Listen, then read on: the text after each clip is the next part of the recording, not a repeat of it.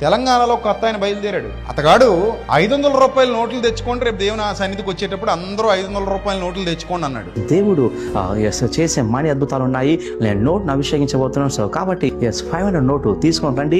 దేవుడు ఈ నోట్ను అభిషేకించబోతున్నాడు. ఏ స్థాయిలో అంటే ఈ నోట్ ఎంతకాలం అయితే అభిషేకించిన తర్వాత ఎంతకాలం అయితే నోట్ మీద ఉంచుకుంటారో అంతకాలం మీకు మనీ రాబోతుంది.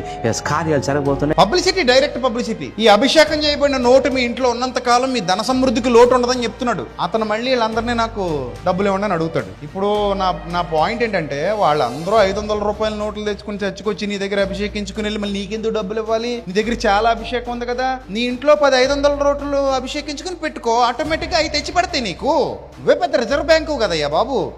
నువ్వు ఎవరిని అడక్కింకప్పుడు మళ్ళీ అంటాడు కొత్త క్యాలెండర్ వచ్చేసింది, ఈ కొత్త క్యాలెండర్ ఇంట్లో పెట్టుకోండి, ఇది అభిషేకం చేసిన క్యాలెండర్, ఇది దీనివల్ల ఎన్నో అద్భుతాలు, ఎన్నో సూచక్రియలు, ఎన్నో మహత్కార్యాలు జరుగుతున్నాయి. ఇందులో మా ఆవిడ ఫోటో నా ఫోటో ఉందంటున్నాడు మహానుభావుడు. 2026 సంవత్సరపు క్యాలెండర్. సో ఈ క్యాలెండర్ మీద ప్రాఫిట్స్ ఫ్యామిలీ ఫోటో ఉంటుంది. నేను ఈ క్యాలెండర్ని అభిషేకిస్తున్నాను.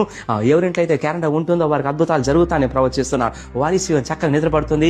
ఎవరింట్లో అయితే క్యాలెండర్ ఉంటుందో సో వారి ఇంట్లో దూతలు సంచారం చేస్తారు. క్యాలెండర్ పెట్టుకునేది డేట్లు చూసుకోవడానికి అంతే తప్ప క్యాలెండర్ వల్ల అద్భుతాలు జరుగుతాయని బైబిల్ ఎప్పుడు చెప్పలా.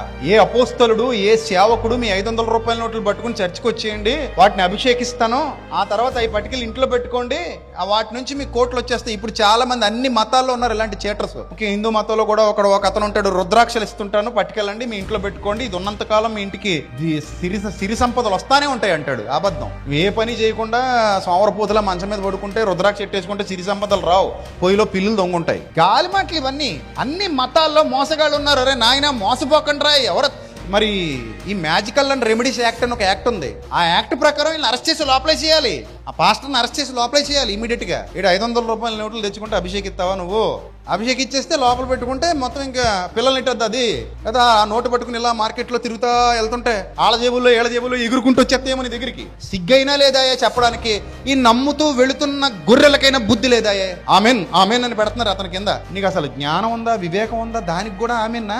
అది నిజమా? అది పచ్చి అబద్ధం. అది ఇది అబద్ధం అని గుర్తించలేనంత మూర్ఖత్వంలో నువ్వు ఉన్నావంటే కారణం నీకు వాక్యం అర్థం కాలేదు. వాక్యం అర్థమైతే నువ్వు ఇలాంటి మాయల్లో మోసాల్లో పడిపోవు.